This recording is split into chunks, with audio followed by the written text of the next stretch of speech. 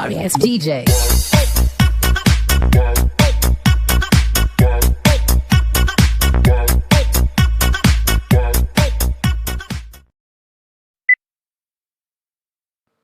Talagang nakaagaw ng pansin ang naging post ni Alex Gonzaga tungkol sa biggest blessing na dumating sa kanya.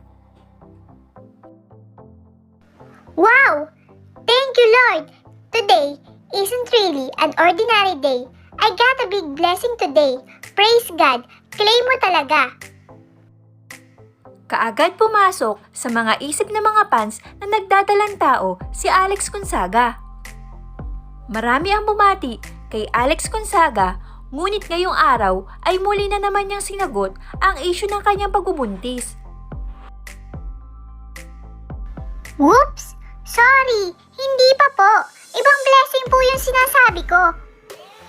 Waking up every morning is already a blessing. Una na ding sinagot ni Alex Gonzaga ang isyung ito sa isa niyang video. Sa lahat ng nagsasabi na naglilihi ako, hindi po. Mahilig na talaga ako since dati pa ng mangga. Samantala, ang kanyang asawa naman na si Mikey ay sobra-sobra ang effort na ibinibigay sa pagiging public servant. Kung nung isang araw ay nagpamigay sila ng wheelchair, ay gang chair naman ngayon ang kanilang ipinamahagi.